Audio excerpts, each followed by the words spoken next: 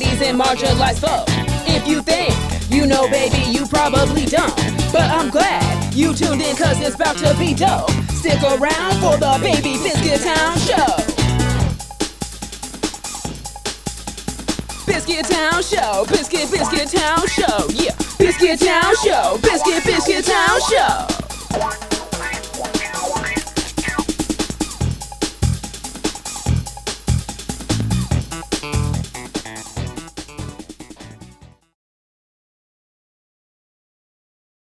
Wow! Welcome back. It's me, Baby Biscuit McGee. It's been a long time. I shouldn't have left you without a Baby Biscuit Town Season 2. Are there any biscuits out there? You know, biscuits. The tiny brown folk too often ignored. The odd, the awkward, the weird and unique. Do you ever feel like no one is listening to you? At school, at work, at home, everywhere. Like, what am I? Casper's little cousin? Well, don't flip the table just yet, because Baby Biscuit hears you. On our show, we turn the spotlight on buttery brown biscuits. Here, you are seen, you are heard, you are loved. So if you feel like the chronically unheard or the perpetually ignored, welcome to Baby Biscuit Town. Hey Biscuits, we've got a super good season in store. So keep it locked. You're watching Baby Biscuit Town.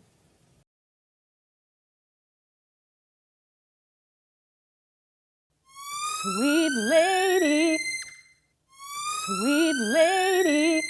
Uh-oh, that's the sweet lady alarm. You know what that means?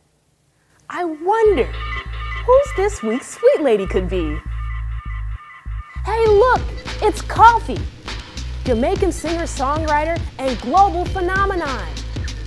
At just 21 years old, Coffee has already made a huge impact on the music industry. The youngest Grammy winner in history. She was just 19 at the time. And the only woman to ever win for Best Reggae Album. Her music is positive, uplifting, and at times political.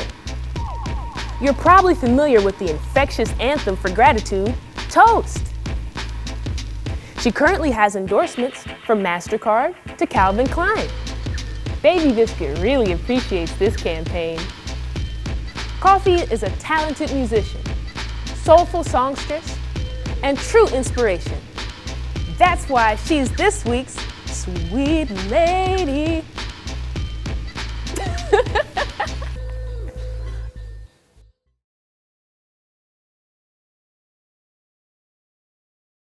Hey Biscuits, thanks for joining us. I'm your host, Baby Biscuit McGee, and today we have a very special guest on the program. She's performed her soulful poetry for audiences across the country and published a very powerful collection of poems in Tornado Warnings and Still Winds. Please help me welcome spoken word artist, poet, and author Brianna McGowan, aka Quiet Storm. Thank you so much for being on the program. Thanks for having me. It's a pleasure to have you. Tell us about your journey into spoken word. How did you begin? Let's see, it was about August, September of 2014. My therapist at the time wanted me to write weekly during our weekly sessions and kind of have like homework to take for the next week. And so she was like, I want you to start writing out your feelings or writing out whatever's going on.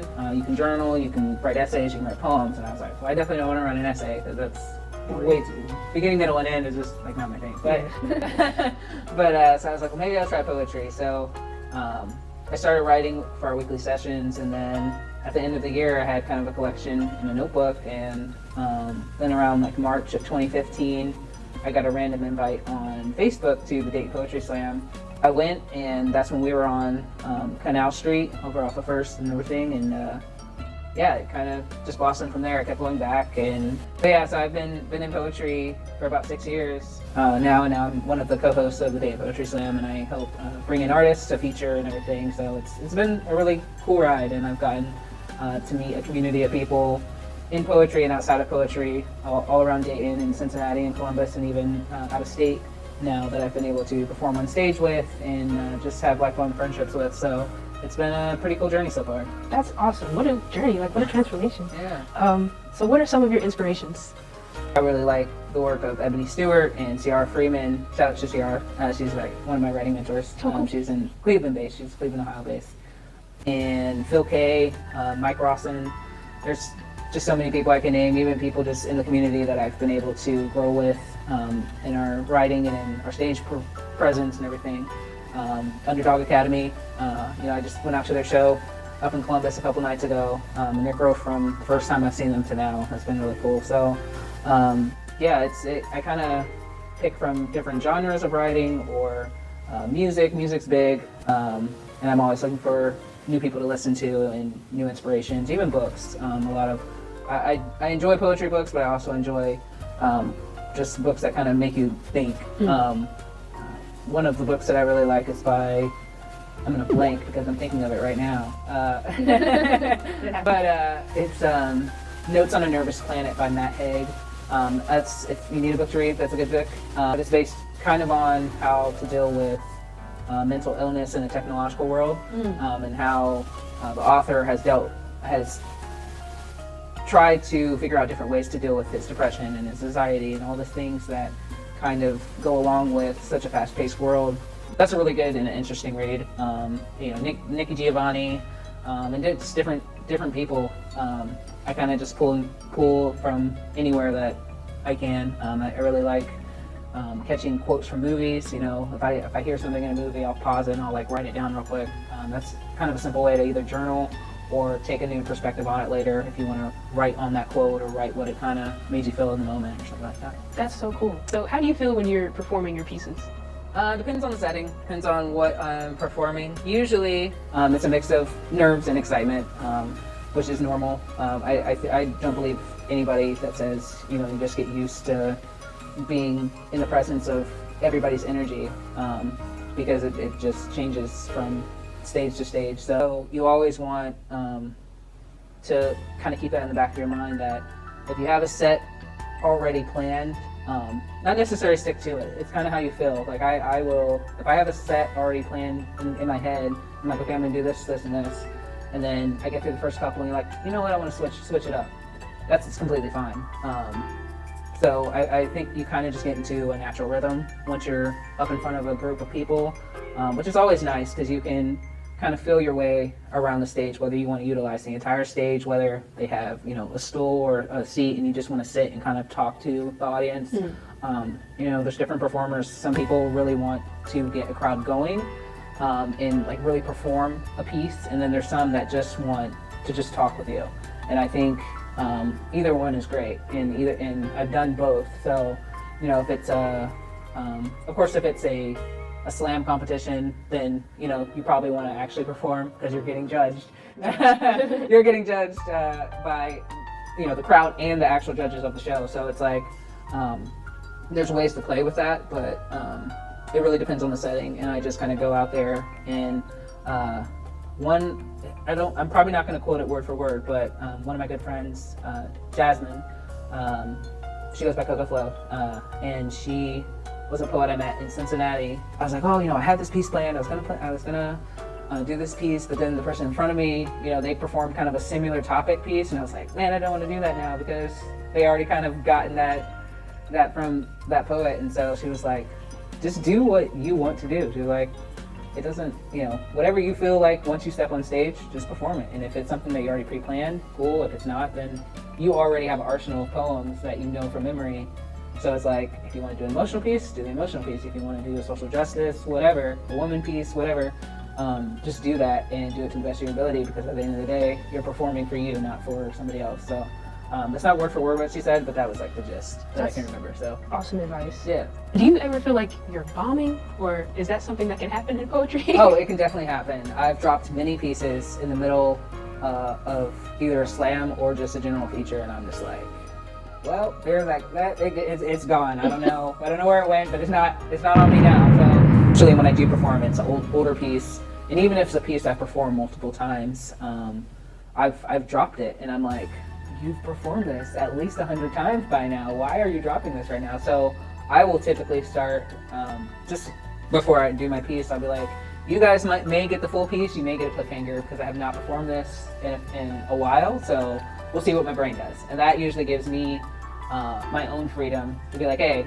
if you get through it, cool, you remembered everything and you haven't performed it in a few months, and then if you drop the last like 3 stanzas and it just goes blank, then you can just be like, all right, well, pick up my book or come to the next show, come to the next show to get the rest of the piece. I don't know. So, you know, it's a little harder in slam competitions, but what I've noticed from like watching other friends perform and stuff, like they get to a moment in the piece and you notice they're dropping it because either they don't remember or, you know, something's going on in their mind at the moment, but they'll switch to another piece that's kind of similar, or they'll like transition into the last part of another piece that kind of correlates with what they're saying, which is kind of cool because it kind of turns into like a poetic melody or something like that. So you can do that. I don't do that because I can't really go along with my pieces by mixing. That's for the pros. That's for Underdog Academy. So, Underdog Academy does that a lot, and I'm like, that's cool. Gosh, that's so awesome. I wish I could do that, but my memory's already bad. So, but when it's competition, I think even if you do forget right in the middle and you're just like freaking out, you're like, oh my gosh, you know, I'm about to get like a 6 out of 10 right now because I don't know the rest of this piece. You can do like a dramatic pause, or, you know, they say, you know, some people say rewind. I've done that a couple times, but only if I know the piece really well. Because if you rewind a couple stanzas before, then you're like, oh, okay, I left off here. And so it just depends on the person, but that's like quote unquote bombing, but it's just, you know, you're just dropping a couple stanzas is what it's called, and it can't happen. It can't happen on an open mic. It can happen in a competition or a feature. So yeah. That's interesting. I like that flexibility. Biscuits, stick around. We'll have more with Brianna McGowan after the break. You're watching Baby Biscuit Town.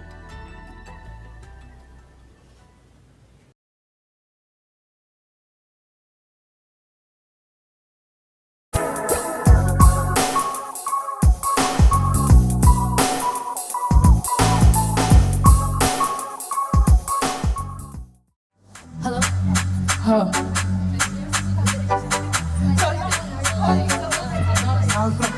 I'm scared. What is this? Black History Month?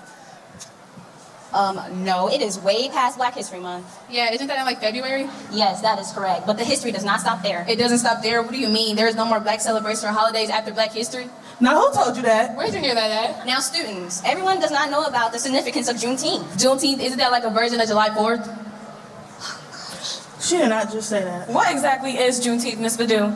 Juneteenth is the celebration of the freedom of the slaves in the United States. So there's been a holiday celebrating Black freedom this whole time? It took years after President Lincoln signed the Emancipation Proclamation before the slaves in the U.S. even knew they were free. What exactly is that? The Emancipation Proclamation was created by President Abraham Lincoln to free all slaves in the States Rebellion in 1863 during the American Civil War. How long exactly did it take for all the slaves to be informed of freedom? On June 19, 1865, Union soldiers went to Gallatin, Texas, where they told the slaves they had been freed. They then went on to spread the news. So it took them at least 2 years to inform the slaves about their freedom and equality?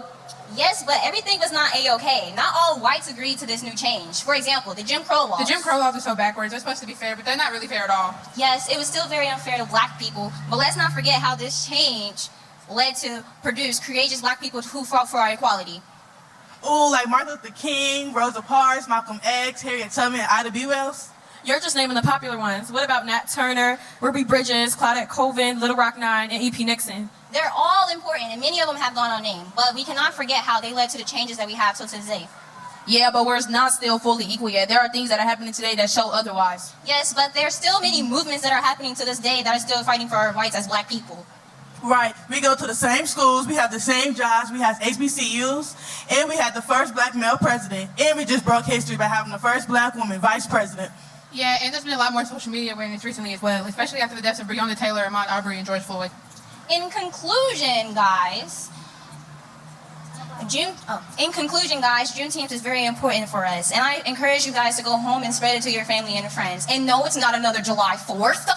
That celebrates the white independence. June 19th celebrates the freedom for African Americans. This day, it holds a lot of value. Is class almost over? I need to call my granny and tell her to get the grill started. Matter of fact. Girl, what are you doing? Hello, Granny. Tell Pops to get the grill going. We're going to celebrate. Hello, we're still in class. Oh, my bad. We'll talk more later. Wait a minute. The bell does not release you, I do. Matter of fact, I have to get y'all some homework. Homework? Yes. Can you pass this around? Take one, get it out, pass it around. Y'all will be writing an essay tonight on the importance of June 19th. Essay? Yes, believe it. Thank you. Good day, children. See y'all tomorrow. Come on, let's hurry up and get to the buses. Happy Juneteenth. Bye, y'all. Cheers. Have a good day.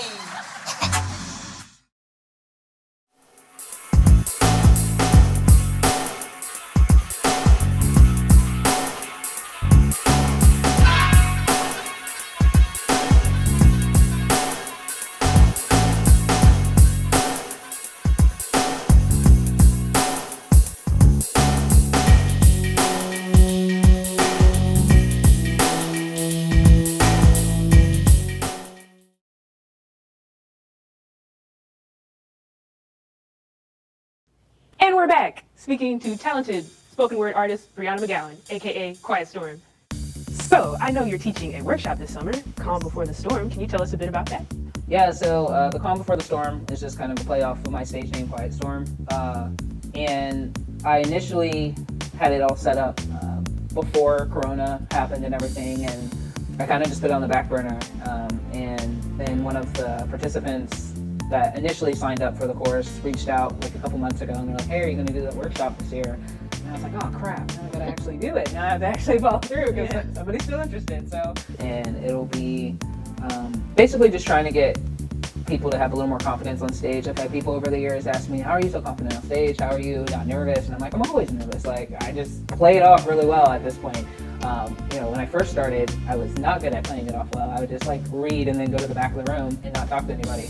But, over the years, it's just, you kind of get into a flow. You're always, people say it all the time, but nerves mean you care. So it's just, it's always something you have to keep in mind, especially when you're on stage, if you have that anxiety or if it's your first time and you're like, oh, well, it's an open mic, I want to try it out. I've learned different techniques for myself that maybe I can teach other people. A lot of it has to do with the message you're trying to convey. If you don't believe in your message, why would anybody else want to listen or believe in your message? So I was given the opportunity to teach at Stivers for a couple semesters. I was really nervous to do that because the teacher that reached out was a poet that came to Date Poetry Slam, and they were a teacher there at Stivers. They're like, oh, you'd be great. Blah, blah, blah, you should come teach the students. And I was like, I've never taught anybody in my life. Why would you think I'm good at teaching students of all people?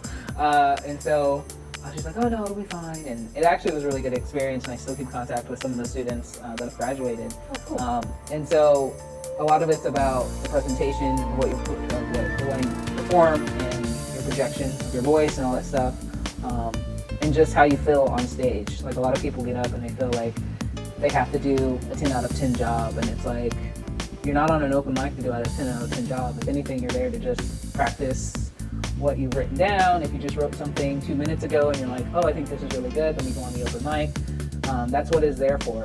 And then from there, you can reach out to different people that have been in this business longer and ask for more techniques or editing processes or whatever. People think they have to have it all right then and there. So, I just try to remind people that it's been a journey. Like, I've not just started this, and even the 6 years that I've been doing poetry, that's still, to me, a short amount of time to be doing this. And I've been able to connect with people that have been doing it longer, since they were teenagers. One of my best friends in Columbus, she's been doing poetry since she was 13, and she's been traveling and won competitions and all this stuff. So there's different people that you kind of utilize as a stepping stone, whatever your process may be, whether it's poetry, whether it's creative writing, whatever you want to do.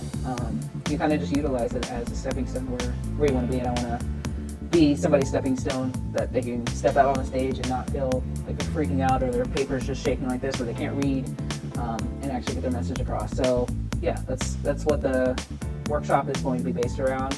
I don't know every type of poetry, so I'm not going to be teaching haikus or, I'm a free writer. That's my lane. I'm not going to teach you something I don't know, but I know how to get a little more comfortable on stage. So that's what I'm going to try to help people do. Very nice. Yeah.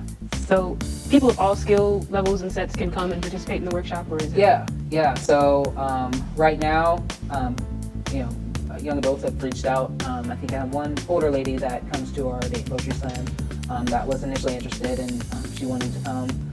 I eventually will probably do like a youth workshop, but right now I just want to get through the first one, get everybody's feedback, see what I need to add or take away, or if I need to bring people in to, if their initial interest is, oh, they're going to teach me writing, it's like, well, that's not my lane. I don't know how to do that, but I do know people that are good at either editing processes or knowing different types of poetry that I can add into the next workshop so that you can get a little more of an experience with that side of the poetry. So, so it's for all ages and for all people, whether they want to do poetry, whether they, are a singer or they're trying to figure out putting together a song or whatever.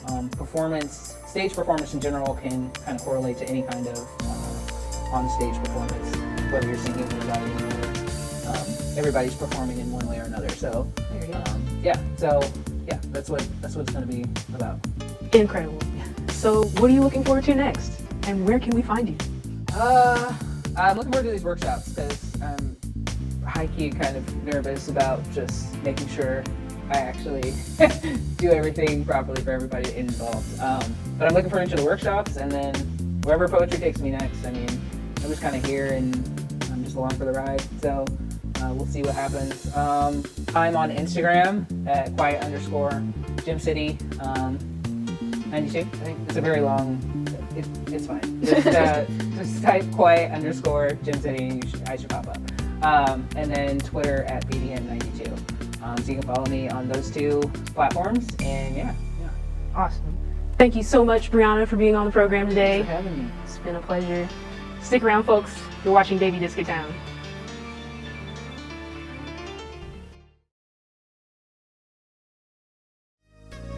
Thanks for watching Baby Biscuit Town. See you next week.